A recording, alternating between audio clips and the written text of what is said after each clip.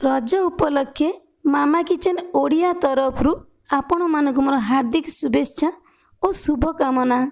एथर रजटी बहुत मजा मौजरे कटु मोर भगवान को निकटरे एतिकी प्रार्थना। भगवान समस्त को भलरे रखंतु। आपण मानकर स्नेह श्रद्धा भल पाइबा मो ऊपर एमिति थाउ। आलू को नहीं एमिति भी आपण माने विभिन्न प्रकार रेसिपी बनई थिबे। केबे आलू रे कबाब बनई छंती कि जदि बनई छंती ताहले छोटिया कमेंट करिबा पई बिल्कुल भूलिबेनी। आउ जदि बनई नाहंती ताहले निश्चय थरे बनेइबे। खाइबा पई एते स्वादिया लागिबो कि छुआ ठारू बड़ समस्त को पसंद आसीबो। तेणु भिडियोटी के संपूर्ण देखंतु।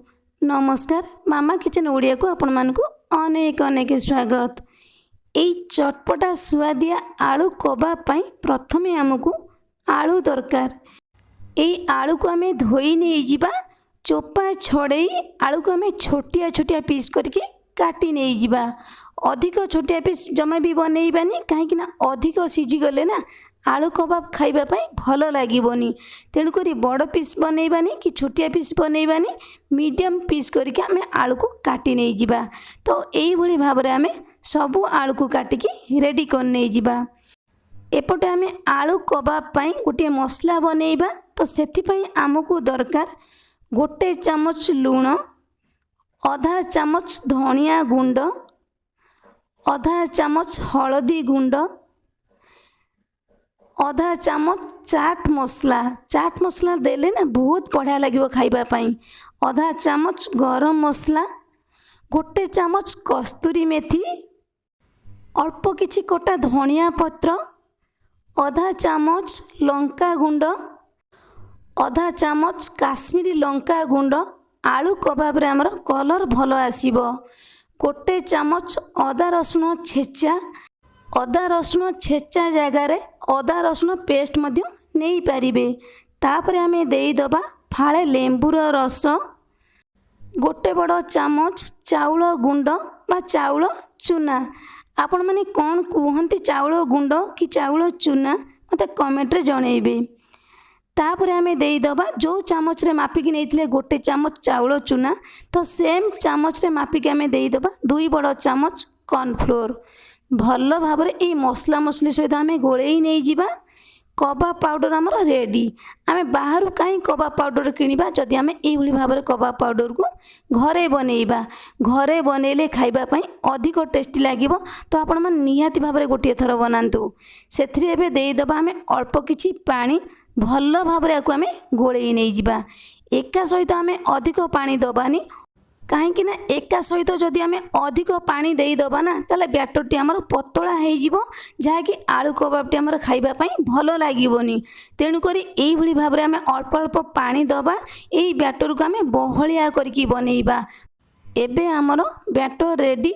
अधिक बहलिया नाही कि बिल्कुल भी पतला नहीं।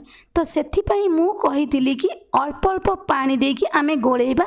अधिक बैटरटी आमर बहलिया बनिबोनी कि बिल्कुल पतला बनबनी। जदि पतला बनब ना आमे पुणी कॉर्नफ्लोर कि चाउल गुंड दबा।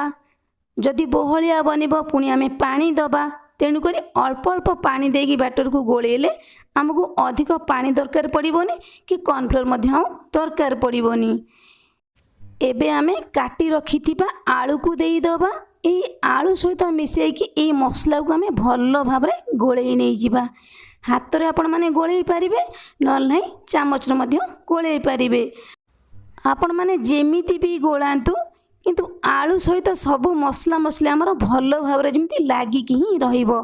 तो एइठी आपण माने देखि पारुथिबे आलू सहित हमर मसला मसला एकदम लागिकी ही अछि। एई भली भाबरे रहिले ना आलू कबाबटी एकदम खाइबा पई चिकेन कबाब भली लागिबो। तो आपण माने गोटिए थर सिना बनेला परे जानि परिबे। तो सेई टाइम भितरे एपटे मु कड़ाई रे तेल को गरम करने जाइथिली। आमे एई भली भाबरे गोटिए गोटिए पीस आलू कबाब को देई दबा। जेतिके आमर एई तेल रे धरिबो आमे सेई अनुसार दबा। गैस रो फ्लेम को लो टू मीडियम रखिबा 3 रु 4 मिनिट। 3 रु 4 मिनिट परे याको आमे लेउटेई नहीं जिबा। आउ 3 रु 4 मिनिट गैस रो फ्लेम को लो मीडियम रखिबा। कहीं आलू कबाबटी आमर क्रिस्पी बनिब। जदि आम गैस फ्लेम को मीडियम रखिकी आलू कबाब को बनैबा, आलू कबाब तो आमर बनिब किंतु एकदम क्रिस्पी बनबनी। तेणुक गैस फ्लेम को एमती लो मीडियम रखिकी आम ये कबाब को बनैबा। एइटी एबे आमर ए आलू कबाब गुड़िक हो गलानी, आम बाहर को नहीं जिबा। तो से सेम प्रोसेस रे आम आउ थरे बनै नहीं जिबा। जेतिकी आमर तेल रे धरिबा आलू कबाब आम से अनुसार दबा। गैस फ्लेम को लो टू मीडियम रखिबा 3 ରୁ 4 मिनिट।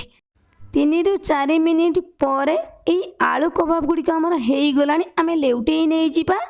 तो से सेम प्रोसेस आम आउ 2 ରୁ 3 मिनिट छाड़िबा। गैस फ्लेम को लो मीडियम रखिबा। एइटी एबे आमर आलू कबाब गुड़िक हो गलानी, आम बाहर को नहीं जिबा। यही भाव में आम सबू आलू कबाब को बनै नहीं जिबा। तो सेम तेल रे आम देदबा अल्प किछि भृषंग पत्र, 5 ରୁ 6ଟି कंचा लंका। कंचा लंका को मझिरु टिके काटी नहीं जिबे, नल्लाई कौन हम ना तेल रे देला परे कंचा लंका आमर फुटिब। यही भृषंग पत्र कंचा लंका को आम किछि समय भाजी नहीं जिबा। भृषंग पत्र जेमिति आमर कुड़मुड़िया है भाजी हो। एइठी आमर भृषंग पत्र कंचा लंका भल भाव में हो गलानी, आम बाहर को नहीं जिबा। एमिति गरमा गरम क्रिस्पी चटपटा आलू कबाब ता सहित कुड़मुड़िया भृषंग पत्र कंचा लंका एबे आमर रेडी।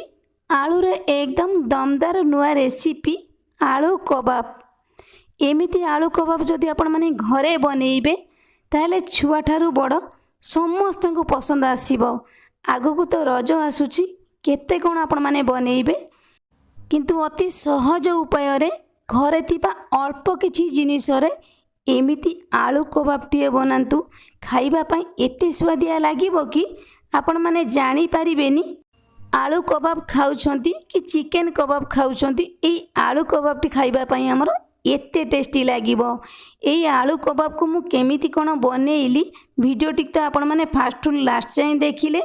तेबे मोर प्रिय दर्शक बंधु भिडियोटी की स्किप न करी फुल वॉच करिवे, फुल प्रोसेस रे बनैबे, खाइबे और समस्त को खुआइबे। ताहले निश्चय थरे बनातु। केमिति लागिला आपनक अनुभूति मो सहित शेयर करंतु। ताहले आजि पई रहिबी, पुणी आसीबी आउ एक नुआ रेसिपी नहीं। से पर्यंत रहिबी। नमस्कार, जय जगन्नाथ।